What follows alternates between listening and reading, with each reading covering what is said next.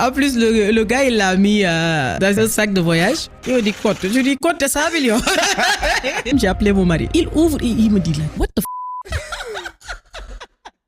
Aminata Ndao Sall, présidente directrice générale de plusieurs entreprises, dont China Online Import-Export, Eclat LLC, détergents et insecticides, de Million Within Academy, une académie de formation, Elite Buyer de Alibaba depuis longtemps. Quelles sont les différentes étapes par lesquelles passer pour mettre en place un très bon business? Tu commences d'abord par travailler sur toi-même, comprendre qu'est-ce que tu veux et où est-ce que tu veux aller. Deuxième étape, tu travailles sur quoi, à qui, quel est le problème à résoudre. Troisième étape, tu travailles sur la vente. Tu vends comment, quelles sont les procédures et surtout, c'est qui les cibles. Quatrième étape, c'est comprendre quand il y a une vente, quelles sont les étapes à passer jusqu'à ce que le client reçoit le produit. Faut-il vraiment de l'argent pour lancer un business? C'est très dangereux de lancer un business avec de l'argent. Quand on lance un business, on teste. Et on ne teste pas avec de l'argent. On teste avec des outils, on teste avec des cas de figure. Comme tu testes, tu commences petit. Je vais te poser une question, Manu. Vas-y. On est à 40% de l'année qui est déjà écoulée. Tu es à combien de pourcents de réalisation de tes objectifs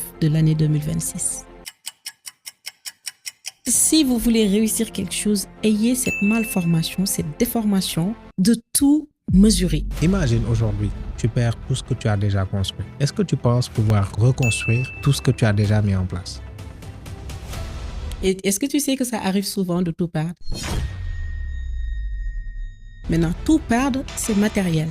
La valeur de l'homme, c'est ce qui ne perd pas. C'est la connaissance, c'est la richesse interne. Ce que tu apprends, les skills, les bases que tu as déjà acquis intellectuellement et spirituellement et tout ce qui est à l'intérieur. Et ça, on ne le perd pas. Le business, c'est quoi? Si tu es organisé, tu auras un business organisé. Si tu es une personne carrée, tu auras un business carré. Si tu es désordonné, tu auras un business désordonné. Il ne faut jamais rien laisser au hasard. Si tu laisses au hasard, tu auras des résultats hasardeux.